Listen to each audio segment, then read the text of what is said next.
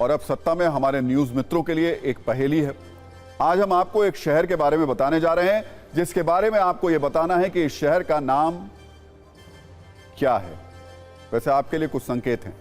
यह एक महानगर है और इसे भारत की सिलिकॉन वैली भी कहा जाता है, लेकिन 1.25 करोड़ की आबादी वाले इस शहर की मौजूदा स्थिति बहुत ही चिंताजनक और डराने वाली है। यहां बड़ी बड़ी बहुमंजिला इमारतें हैं, लेकिन इन मल्टी स्टोरी बिल्डिंग्स में रहने वाले लोगों को यह कहा गया है कि वो सिर्फ आधी बाल्टी में नहाएं और आधी बाल्टी पानी का इस्तेमाल टॉयलेट के दूसरे कामों के लिए करें। दावा यहां तक है कि इस शहर की कुछ बड़ी बड़ी इमारतों में रहने वाले कुछ लोग अपने घरों में नहीं बल्कि मॉल जाकर टॉयलेट का इस्तेमाल कर रहे हैं।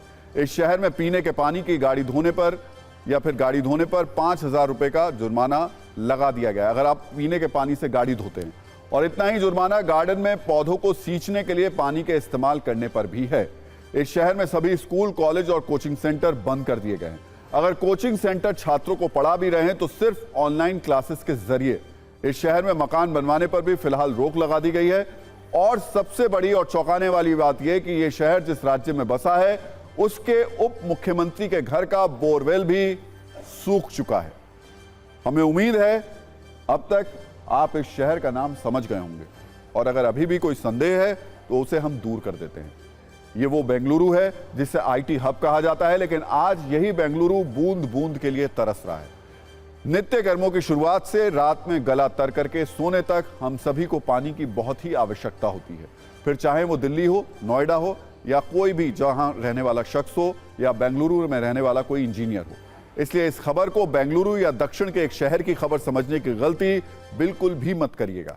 यह खबर बेंगलुरु की नहीं बल्कि उस पानी की है जिस पर आप और हम अपना असीमित अधिकार समझकर बेहिसाब बहाए जा रहे हैं, और उसी पानी के लिए बेंगलुरु बहुत ज्यादा प्यासा है। इसलिए बेंगलुरु के जल संकट वाली इस खबर को बहुत ही ध्यान से देखिएगा। वैसे आप लोगों के मन में एक सवाल यह होगा कि बेंगलुरु की आखिर ऐसी हालत हो कैसे गए।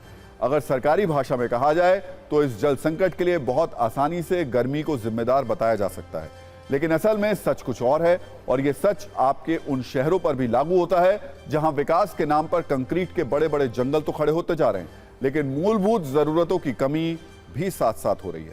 दरअसल पूरे बेंगलुरु के अंदर करीब 14,700 बोरवेल है, और इनमें से 6,997 यानी कि करीब 47% बोरवेल या तो पूरी तरह सूख चुके हैं या फिर उस कगार पर है।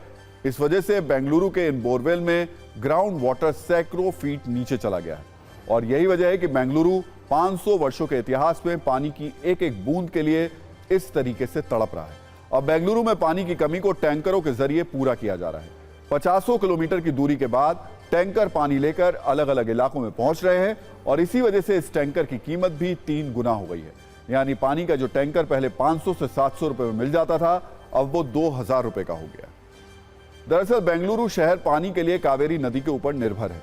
कावेरी नदी से बेंगलुरु को हर दिन 145 करोड़ लीटर पानी मिलता है, लेकिन इतने पानी से भी बेंगलुरु की प्यास पूरी तरह नहीं बुझती, क्योंकि बेंगलुरु को एक दिन में 168 करोड़ लीटर पानी की जरूरत है, और इस कमी को पूरा करते हैं बेंगलुरु के बोरवेल, जिनसे करीब 55 करोड़ लीटर पानी मिलता है।